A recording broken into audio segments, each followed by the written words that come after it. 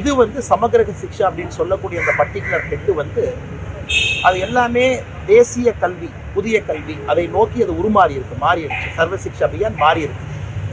So இவ்வளவு பேசக்கூடிய அக்கா கனிமொழி அவர்கள் எதற்காக போன ஆண்டு 2024 தமிழக அரசு பிஎம்சி பள்ளிக்கூடத்தை நாங்கள் ஏற்றுக்கிறோம்னு எதற்காக சொன்னாங்க? அதற்கு அக்கா பதில் சொல்ல மாட்டாங்களே.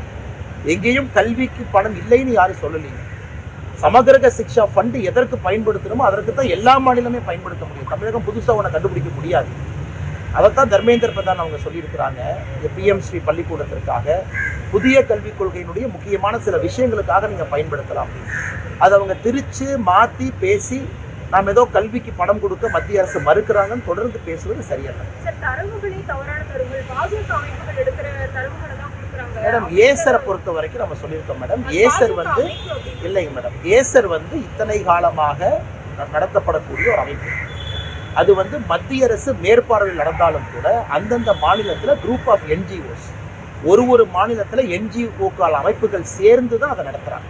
அதனால் மத்திய அரசு நேரடியாக நடத்துகிறாங்கன்னு சொல்கிறதே தப்பு. இது எப்படின்னாங்க, எனக்கு வரக்கூடிய டேட்டா என்னை பற்றி குறை சொன்னால் நான் டேட்டாவே மாத்துறேன் அப்படிங்கிற அளவில் தான் அக்கா கனிமொழி அவர்களுடைய பேச்சு இருக்கு. ஏசர் அமைப்புகள் இந்தியா முழுவதும் நடத்துகிறாங்க. எத்தனையோ இடத்துல தமிழகத்தை பற்றி சரியாக சொல்லியிருக்காங்க, சில இடத்துல நல்லா சொல்லியிருக்காங்க. அதையெல்லாம் அவங்க எடுத்து ஃபர்ஸ்ட் பேஜில் போட்டுக்கிறாங்க. எங்கே கல்வியில் லேக்குன்னா இருக்குன்னு பின் பாயிண்ட் பண்ணும் பொழுது இவங்க ஏசரையே அவங்க குறை சொல்வது எந்த அளவுக்கு ஏற்றுக்கொள்ள முடியும்? ஸோ இன்னைக்கு கனிமொழி அவங்க என்ன சொல்கிறாங்க, இல்லை நாங்களே அடுத்த வருஷம் ஒரு அமைப்பை வச்சு நாங்கள் நடத்துவோங்கிறாங்க. அந்த அமைப்பும் இதே தானே வரும். ஆனால் ஏசர் எல்லாமே ரெக்கார்டட் தானுங்க. எத்தனை பள்ளிக்கூடத்துக்கு போனாங்க, எந்த பேராவை படிக்க சொன்னாங்க, எந்த மாவட்டத்தில் எந்த பள்ளிக்கூடத்தில் தரவுகள் எடுத்தாங்க, அது எல்லாமே ஓப்பன் டேட்டா. அதில் யாரும் மறுக்க முடியாதுல்ல. அதை கனிமொழி அவர்கள் குற்றம் சொல்வது சரியல்ல என்பது எங்களுடைய கருத்து.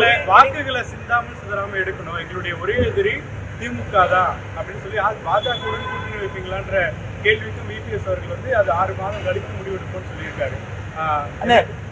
அதாவது எதிர்கட்சி தலைவராக இருக்கிறாங்க, ஒரு கேள்விகளை கேட்குறீங்க, ஒரு பதில் சொல்றாங்க. நாங்கள் ஒரு கட்சி நடத்தி கொண்டிருக்கின்றோம், கட்சியில் தொண்டர்களாக இருக்கிறோம். எங்ககிட்ட ஒரு கேள்வி கேட்குறீங்க. எல்லாருடைய நோக்கமும் திமுகவை 2026 வீட்டுக்கு அனுப்புறதா எந்த மாற்றத்திற்கும் இல்லை.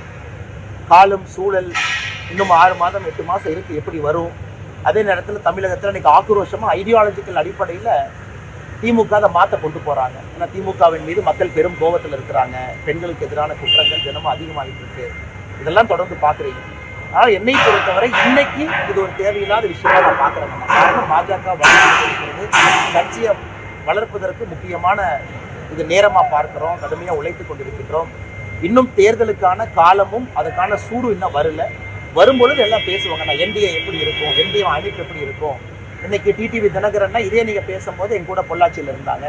அண்ணன் டிடிஏ அவர்கள் பத்திரிகையாளர்கிட்ட சொன்னாங்க, வருகின்ற காலத்திலும் என்டிஏல தான் அமமுக பயணிக்கும். அப்போ என்டிஏ வலிமை அடைஞ்சிட்டு இருக்காங்க, எந்த மாற்றுக்கிறது இல்லைங்கன்னா.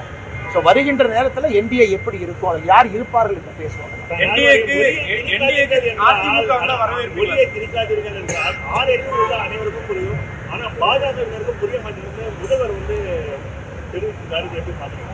ஆனால் சில நேரம் எனக்கு சந்தேகம் இல்லைன்னா முதலமைச்சர் கண்ணாடி பார்த்து அவரே பேசுகிறாரோன்னு சந்தேகம் இருக்கு. காலையில் அவர் கண்ணாடியை பார்த்து பேசுகிறார். மொழி யாருமே திரிக்கலையேனா? தமிழகத்தில் தனியார் பள்ளிக்கூடத்தில் எத்தனையோ சிபிஎஸ்சி பள்ளிக்கூடத்தில் எத்தனையோ ஸ்டேட் போர்டு மெட்ரிகுலேஷன் ஸ்கூலில் தமிழ் மொழி கம்பல்சரியே இல்லை. நம்ம தொடர்ந்து அதை தரவுகளோடு பேசுகிறோம். இன்ஃபேக்ட் பிரைவேட் ஸ்கூலில் படிக்கக்கூடிய குழந்தைகள் கவர்மெண்ட் ஸ்கூலை விட அதிகமாக இருக்காங்கன்னு நம்ம சொல்கிறோம். அதை முதலமைச்சர் கருத்தை ஏற்றுக்கலையா? நாம சொல்வது அரசு பள்ளியில மட்டும் உங்களுடைய மொழிக் கொள்கையை திரிக்காதீங்கன்னு நாங்கள் சொல்றோம். தனியார் பள்ளியில 3 மொழிகள் படிக்கிறாங்க, 3வது மொழி பிடிச்ச மொழியை படிக்கும் பொழுது அரசு பள்ளிக்கு ஏன் முதலமைச்சர் அவர்களே உங்க மொழிக் கொள்கையை திணிக்கிறோன்னு சொல்றோம். ஆனால் முதலமைச்சர் அவர்கள் சில நேரம் பேசும்பொழுது கண்ணாடியை பார்த்து பேசுவது போல தான் எங்களுக்கு தோணும். நாங்கள் எங்கேயும் திணிக்கலீங்கன்னா 2020 வரைக்கும் 3வது மொழி என்பது திணிக்கப்பட்டது. அது 2020 அது ஆப்ஷனல் லாங்குவேஜாக நீங்கள் எடுத்து படிக்கன்னு சொல்லியிருக்கோம். இதில் எங்கே திருப்பி வருதுங்கன்னா மும்மொழி கொள்கை விஷயத்தெல்லாம் ஆதரிக்கும் அண்ணாமலை தமிழகத்தில் இருக்கக்கூடிய கேந்திர வித்யாலய பள்ளிகள் ஆனால் ஏற்கனவே நாங்கள் பதில் சொல்லியிருக்கோம்னா, கேந்திரிய வித்யாலயை பொறுத்தவரை உங்களுக்கு தெரியும், ஒரு பள்ளிக்கூடத்தில் குறைந்தபட்ச மாணவர்கள் நாங்கள் தமிழ் படிக்கணும்னு சொல்லும் பொழுது அதற்கான ஆசிரியர் வசதியை கேந்திரிய வித்யாலயா பள்ளி ஏற்படுத்தி கொடுக்குறாங்க. அது உங்களுக்கு ஏற்கனவே தெரியும். பார்லிமெண்ட்லேயே அமைச்சர் பதில் சொல்லியிருக்காங்க. குறைந்தபட்சம் ஒரு கிளாஸில் மாணவ செல்வங்கள் 25 பேர் நாங்கள் படிக்கணும், 20 பேர் படிக்கணும்னு சொல்லும் பொழுது அவங்க தமிழ் ஆசிரியரை ஹையர் பண்ணி அந்த கேவி ஸ்கூலில் தமிழ் சொல்லி கொடுக்குறாங்க. இன்னைக்கு முதலமைச்சர் ஒருபடி மேலே போய் எங்களுடைய தமிழ் ஆசிரியர்களை எல்லா கேவி பள்ளிக்கும் நாங்கள் கொடுக்குறோன்னு சொல்லிட்டாங்கன்னா எதுக்கு இந்த பிரச்சனையை அவங்க சொல்லலாமே, எத்தனை பேத்துக்கு வேலை வாய்ப்பு உருவாக்கலாமே, அது மத்திய அரசு இவங்களே ஆஃபர் பண்ணலாமல்ல. மத்திய அரசு என்ன சொல்றாங்க, நிறைய மொழி பேசக்கூடிய குழந்தைகள் இருக்கிறாங்க, அவங்க தமிழ் மொழி படிக்க வேண்டும் என்று யார் கேட்டாலும் அங்கே கேந்திர வித்யாலயா மறுக்கவில்லை என்பது அதிகாரப்பூர்வமா பார்லிமெண்ட்ல நாம் சொல்லிய பிறகு கேந்திர வித்யாலயா தமிழே சொல்லிக் கொடுக்கல.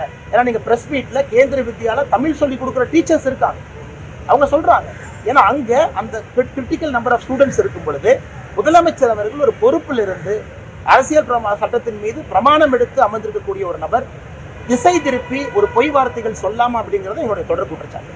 நேற்று வந்து முதலமைச்சர் பேசும்பொழுது யாரோ கூப்பிடுறாங்க, எதற்காக இதுல அனைத்து கட்சி கூட்டத்தில் பங்கேற்க கூடாது அப்படின்னு நினைக்காம உங்களுடைய பங்கேற்பு இருக்கணும்னு சொல்லி. ஆனா அனைத்து கட்சி கூட்டம் ஒரு திருமணத்துக்கு நீங்க கூப்பிடுறீங்கன்னா பொண்ணு யாரு மாப்பிள்ளை யாருன்னு தெரியும், நம்ம போறோம், எந்த குடும்பம் தெரியும். அனைத்து கட்சி கூட்டம் எதுக்குமே தெரியாது.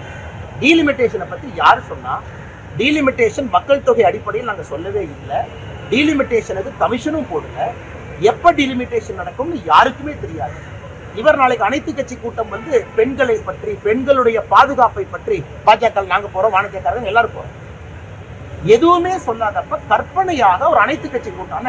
கற்பனையா ஒரு கல்யாணத்துக்கு போவீங்களானே, நான் வந்து அண்ணன் கிட்ட சொல்றேன்னே, கற்பனையா ஒரு கல்யாணத்துக்கு வாங்க, பொண்ணு மாதிரி ஒருத்தவங்க இருப்பாங்க, மாப்பிள்ளை மாதிரி இருப்பாங்க, எப்படி அந்த கூட்டத்துக்கு போவீங்க?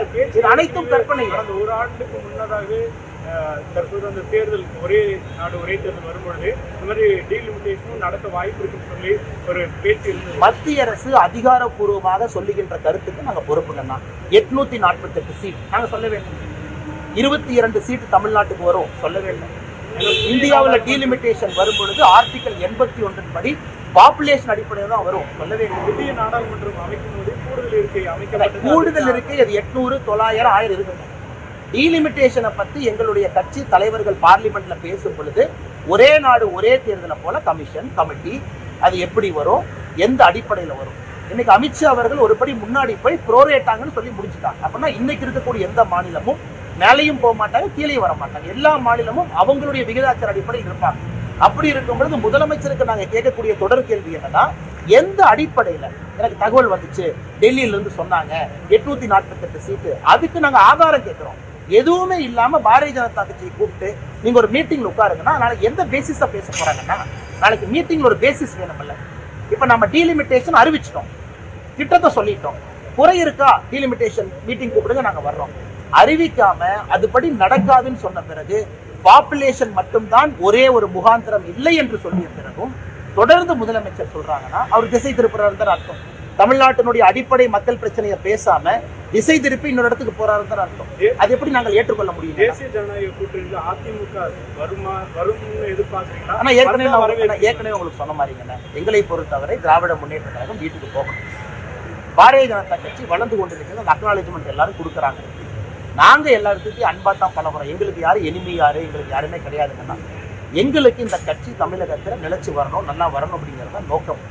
தேர்தலுக்கு என்டிஏ எப்படி ஷேப் இருக்கும், என்டிஏல யார் இருப்பாங்க, பெரிய கட்சி சின்ன கட்சி, அதெல்லாம் வருகின்ற காலத்துல பேசுவோம். அதிமுக வந்து வரவேற்பு, ஆனா வருகின்ற காலத்துல பேசுவோம். அது அனிதா ராதாகிருஷ்ணனோட அறியாமையை காட்டு. இடி கேஸ்ல அரெஸ்ட் ஆனார்ல, இடி கேஸ்ல வந்து சார்ஜ் ஷீட் அவர் மேல போட்டிருக்கல, அரெஸ்ட் ஆகல, சார்ஜ் ஷீட் அவர் மேல போட்டிருக்கு. அதனால அனிதா ராதாகிருஷ்ணனோட அறியாமையை காட்டுது. திமுக ஸ்மகிள் பண்ணிட்டு இருக்கான், நேற்று எவிடன்ஸ் கொடுத்துருக்கோம். ஆம்பித்தட்டமைன் நீங்க பாருங்க, கொக்கைன், புதுசா கேட்காத வார்த்தையெல்லாம் திமுக காரன் மீனவர் என்கின்ற போர்வையில ஸ்மகிள் பண்ணி மீனவர்களுக்கு கெட்ட பேர் ஏற்படுத்திட்டு இருக்கான். அது தப்பு இல்லையா? அப்ப இலங்கை கோஸ்ட் கார்டு வந்து பிடிக்கிறாங்கன்னா நல்ல மீனவர்களும் மாற்றுறாங்க. அதைத்தான் நான் சொல்லி காட்டுறேன். திமுக காரன் இதை பயன்படுத்தி திமுக கட்சிக்காரன் கடத்தல ஈடுபட்டிருக்கான். இது அனிதா ராதாகிருஷ்ணனுக்கு தெரியாதா? அங்க இருக்கக்கூடிய எம்பி நவாஸ் கனிக்கு தெரியாதா? யாருமே கடத்தல எந்த விதமான நார்கோட்டிக் பொருள் ஐசியில மாட்டலையா? அதற்காக இன்னசென்ட் மீனவர்களும் சிறையில போய் வைக்கிறாங்க, போட்டை செக் பண்றாங்க. அதனால இன்னைக்கு திமுகவுடைய கடமை இல்லையா?